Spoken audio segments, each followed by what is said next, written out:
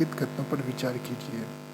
पहला स्टेटमेंट है कि मरुस्थलीकरण की समस्या का समाधान करने के लिए भारत सरकार के पास एक राष्ट्रीय नीति और कानूनी ढांचा है। तो ये स्टेटमेंट गलत है, क्योंकि भारत सरकार द्वारा जो मरुस्थलीकरण की समस्या है उसे रोकने के लिए कोई राष्ट्रीय नियम या कानून नहीं बनाया गया है।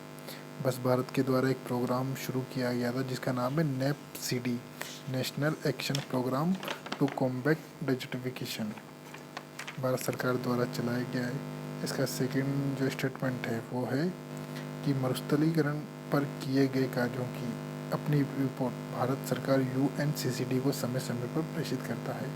तो ये जो इसका स्टेटमेंट है वो सही है, क्योंकि भारत सरकार द्वारा UNCCD को जो रिपोर्ट है वो हर 2 साल में भारत प्रेषित करता है। UNCCD की फुल फॉर्म है United nation convention of combat desertification, जिसे 2011 में UNCCD जो भारत ने अपना जो प्लान था वो UNCCD को सौंपा गया था। इस प्रोग्राम में सूखा प्रबंध की तैयारी, शमन, जन जागरूकता, स्थानीय समुदाय के जीवन स्तर में कैसे सुधार लाया जा सके, ये सब शामिल किए गए थे। तो इसका ऑप्शन नंबर जो बी है वो सही होगा। इसमें स्टेटमेंट सेकंड ही सही है। आंसर क्वेश्चन 20 है कि यदि किसी महासागर का पादप प्लवक किसी कारण से पूर्णतया नष्ट हो जाए तो इसका क्या प्रभाव होगा। मतलब यह है कि जो फाइटोप्लैंक्टन्स होते हैं वो अगर किसी महासागर के पूर्णतया नष्ट हो जाए तो किस प्रभाव के कारण वो नष्ट होंगे, और ये नहीं मतलब क्या प्रभाव पड़ेंगे। तो जो कार्बन सिंक, स्टेटमेंट फर्स्ट है कि कार्बन सिंक के रूप में महासागर पर प्रतिकूल प्रभाव पड़ेगा। सेकेंड है कि महासागर की खाद्य श्रृंखला पर प्रतिकूल प्रभाव पड़ेगा। और थर्ड है कि महासागर का जल घनत्व प्रबल रूप से घट जाएगा। तो सबसे पहले जो स्टेटमेंट फर्स्ट है वो है कि कार्बन सिंक के अंतर्गत पादप प्लवक कार्बन डाइऑक्साइड का ग्रहण करते हैं तथा उसके साथ साथ कार्बन डाइऑक्साइड के अवयव जैसे भूरा कार्बन, काला कार्बन को यह अवशोषित करते हैं, जिससे महासागर के स्थान पर ऑक्सीजन की उपलब्धता होती है। तो जो ये ऑक्सीजन की उपलब्धता होती है उस पर प्रतिकूल प्रभाव पड़ेगा, जिससे पादप प्लवक अगर मरते हैं मतलब इनके नष्ट होते हैं तो इस पर ये जो ऑक्सीजन की उपलब्धता है इसके ऊपर भी नकारात्मक प्रभाव पड़ेगा। तो कार्बन सिंक के रूप में महासागर पर प्रतिकूल प्रभाव पड़ेगा। ये ऑप्शन एक तो ये है। सेकंड है कि महासागर की खाद्य श्रृंखला पर भी प्रतिकूल प्रभाव पड़ेगा। जो महासागर की खाद्य श्रृंखला होती है वो पादप प्लवक पर डिपेंडेंट होती है, क्योंकि जो महासागर का आसपास का जो क्षेत्र होता है उसके आसपास बहुत सारे पादप प्लवक होते हैं जो कि ऑक्सीजन की उपलब्धता विकसित करते हैं, ये भी होगा। और थर्ड है कि महासागर का जल घनत्व प्रबल रूप से घट जाएगा। तो ये इसका स्टेटमेंट गलत होगा, क्योंकि जो महासागर का जल घनत्व है इस पर कोई प्रभाव पादप प्लवक के नष्ट होने से नहीं पड़ेगा।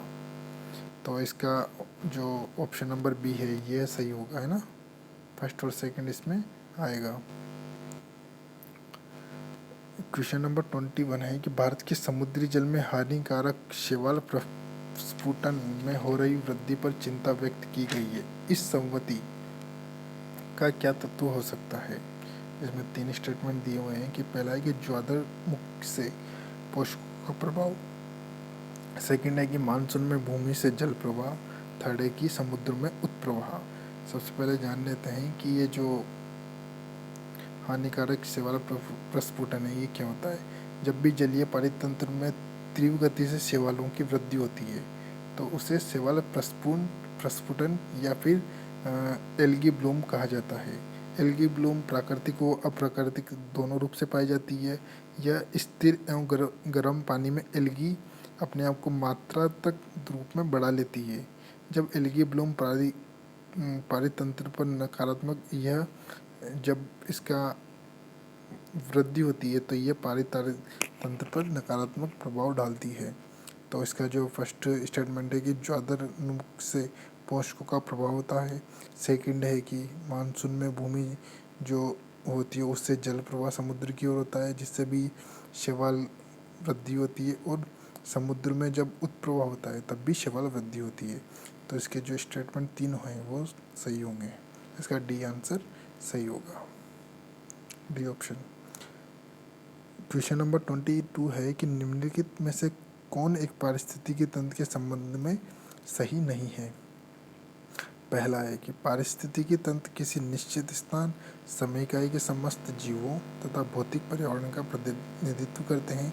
जी हाँ, जो इकोसिस्टम की जो डेफिनेशन है वो यही है। सेकेंड है कि ये एक कार्यशील इकाई है, मतलब जो यूनिट काम करने वाली यूनिट है वो पारिस्थितिकी तंत्र होती है किसी भी स्थान की।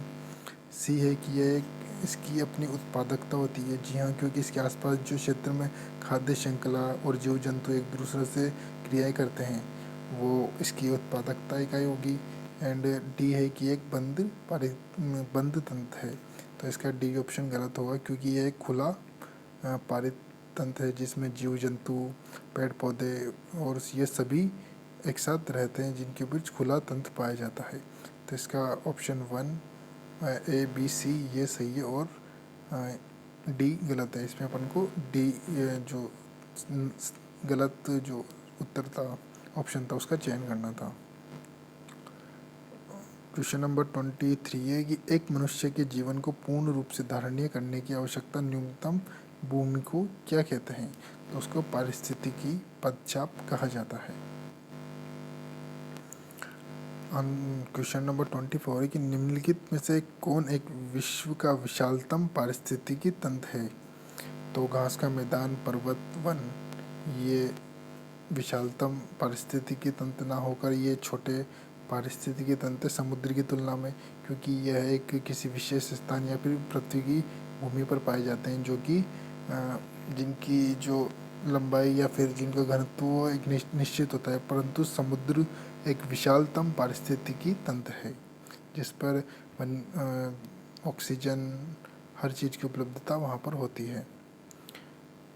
क्वेश्चन नंबर 25 है कि समुद्री वातावरण में मुख्य प्राथमिक उत्पादक होते हैं।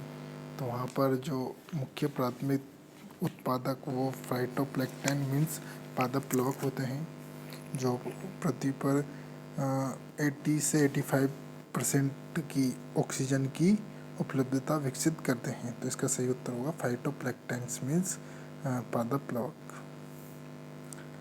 क्वेश्चन नंबर 26 है कि निम्नलिखित आर्द्र क्षेत्रों में किन्हें रामसर का दर्जा प्राप्त है।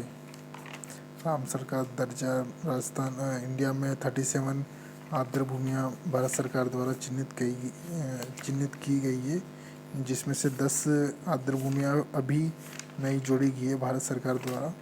पहले इसकी संख्या 26 थी। तो उन्हें जान लेते हैं कि इसके जो ऑप्शन है वो चिल्का झील है, केवलादेव राष्ट्रीय उद्यान, लोकटल झील और वुलर झील। ये चारों जगह रामसर का दर्जा प्राप्त है इन चारों जगहों को। इसके अलावा भारत में 37 रामसर आर्द्र भूमियाँ हैं, जिसमें से सबसे बड़ी आर्द्र भूमि वो है पूर्वी कोलकाता सुंदरबन आर्द्र भूमि। यह भारत की सबसे बड़ी आर्द्र भूमि है। और जो सबसे छोटी आर्द्र भूमि है वो है रेणुका आर्द्र भूमि जो हिमाचल प्रदेश में स्थित है। इसके अलावा जो 2 आर्द्र भूमियाँ हैं वो मॉन्टेक्स रिकॉर्ड में शामिल की गई है, जिसमें से राजस्थान की एक तो केवला देवी राष्ट्रीय उद्यान रामसर आर्द्र भूमि है। उसके अलावा जो मणिपुर की लोकटक झील है वो मॉन्टेक्स रिकॉर्ड में शामिल की गई है। इसके अलावा मैं बताना चाहूँगा कि मॉन्टेक्स रिकॉर्ड किसी भी अंतर्राष्ट्रीय महत्व की उन आर्द्र भूमियों को सूचीबद्ध करता है। मतलब मॉन्टेक्स रिकॉर्ड में उन आर्द्र भूमियों को ही शामिल किया जाता है जिसमें मानवीय अतिक्रमण और पर्यावरण प्रदूषण के कारण पारिस्थितिकी संकट उत्पन्न हो चुका हो। यह रामसर कन्वेंशन के अंतर्गत कार्य करता है। मॉन्टेक्स रिकॉर्ड के स्थलों को केवल कोप की सहमति से ही हटाया जा सकता है।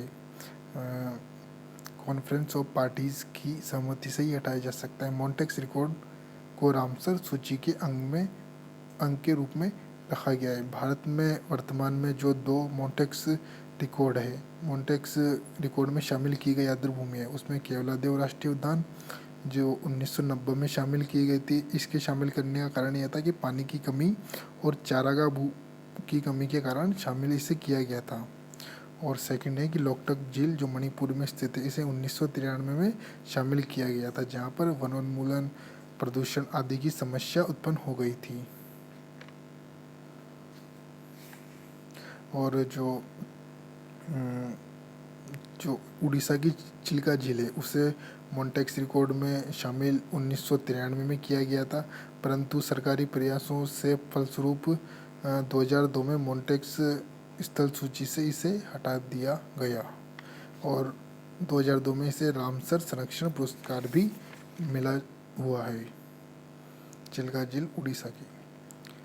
क्वेश्चन नंबर 26 है कि निम्नलिखित में से कौन सा एक प्राकृतिक पारिस्थितिकी तंत्र है? तो वन, झील और घास का मैदान, ये तो प्राकृतिक पारिस्थितिकी तंत्र है। और जो धान का खेत है, खेती की जाती है, वो मनुष्य द्वारा विकसित की जाती है, तो यह कृत्रिम पारिस्थितिकी तंत्र है। क्वेश्चन नंबर 28 है कि रामसर अभिसमय कन्वेंशन भारत जिसका हस्ताक्षर करता देश है, किससे संरक्षण और विवेकपूर्ण उपयोग से संबंधित है? तो आपको बहुत अच्छी तरीके से पता है कि आर्द्र भूमियों के संरक्षण और विवेकपूर्ण उपयोग से आर्द्र भूमि रामसर अभिषेक कन्वेंशन संबंधित है आर्द्र भूमियों से। क्वेश्चन नंबर 29 है कि निम्नलिखित में से कौन एक किसी प्रजाति के विलोपन के लिए उत्तरदायी नहीं है? तो बड़े आकार का शरीर, आनुवंशिक भिन्नता की कमी, संकुचित निश्चकर्मता, यह तीनों किसी प्रजाति के विलोपन के लिए उत्तरदायी होते हैं, परंतु व्यापक निश्चकर्मता यह किसी प्रजाति के विलोपन के लिए उत्तरदायी नहीं होती है। तो इस वीडियो को यहीं समाप्त करते हैं दोस्तों। अगली वीडियो में एनवायरमेंटल साइंस से रिलेटेड लास्ट ईयर के MCQs हम डिस्कस करेंगे एंड आपके सपोर्ट की हमें आवश्यकता है दोस्तों। तो आप हमारे चैनल को प्लीज़ सब्सक्राइब कीजिए। धन्यवाद।